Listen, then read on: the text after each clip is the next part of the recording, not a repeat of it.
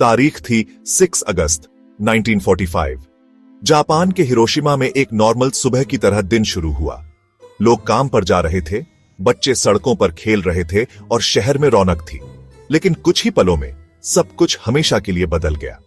सुबह 8:15 बजे युद्ध में इस्तेमाल किया गया पहला एटॉमिक बॉम्ब, जिसका निकनेम लिटिल बॉय था, एक अमेरिकन बॉम्बर से गिरा और शहर के ऊपर फट गया। पूरी स्काईलाइन एक ब्लाइंडिंग फ्लैश में गायब हो गई। आग का एक गोला जो सूरज की सतह से भी ज्यादा गर्म था, उसने कुछ ही सेकंड में सब कुछ निगल लिया। बिल्डिंग्स धूल बन गईं। लोग एक पल थे, अगले ही पल गायब हो गए।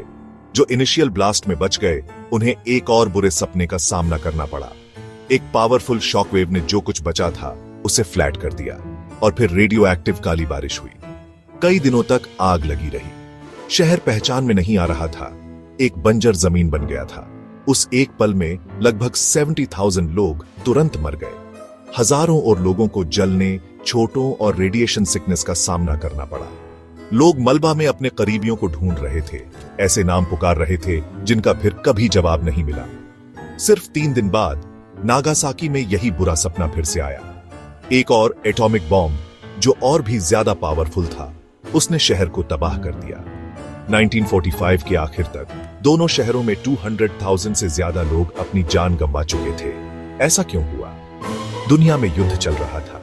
लीडर्स इसे जल्दी खत्म करने और ज्यादा जाने जाने से रोकने के लिए बेताब थे। लेकिन इसकी कीमत क्या यह बहुत ज्यादा थी?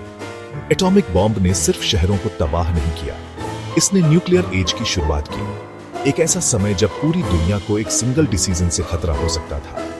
हम जैसे हिस्ट्री स्टूडेंट्स के लिए यह सिर्फ तारीखें या नंबर्स याद रखने के बारे में नहीं है, यह ह्यूमन कॉस्ट को समझने के बारे में है। बिखरते परिवार, मिटते शहर और वे सर्वाइवर्स जो अपनी बाकी की जिंदगी के लिए अंदर और बाहर से जख्म लेकर जिए।